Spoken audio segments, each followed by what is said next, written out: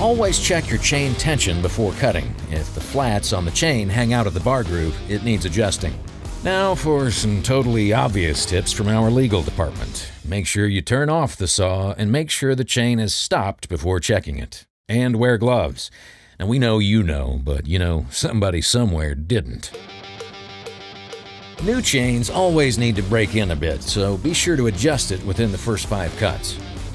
To adjust, first disengage the chain brake. Loosen the bar retaining nuts, but don't remove them. Hold the guide bar tip up and rotate the tensioning screw clockwise with a screwdriver. The right tension depends on the chain temperature. If you haven't started cutting yet, the chain should fit snug against the guide bar. If the saw is warmed up, the drive links should hang approximately 1/16 of an inch out of the guide bar groove, or 1.3 millimeters metrically speaking.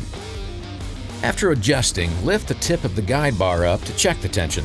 If it's still too loose, keep turning the tensioning screw clockwise until you get there. If the chain gets too tight though, it won't rotate at all. So turn the tensioning screw a quarter turn counterclockwise.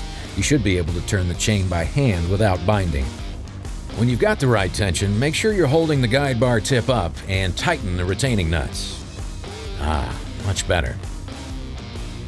When your chainsaw cools down after use, the chain tightens up, and if you just tightened it before cutting, you can damage the saw. That's why it's good to loosen the chain a little after you're done. After you've piled up a good amount of wood, and you know you will, the bottom of your chain bar will have gotten an unfair amount of wear and tear. So every so often, flip the guide bar upside down when you tighten the chain. You'll get more mileage out of the bar that way. Any other chainsaw questions? Click one of these.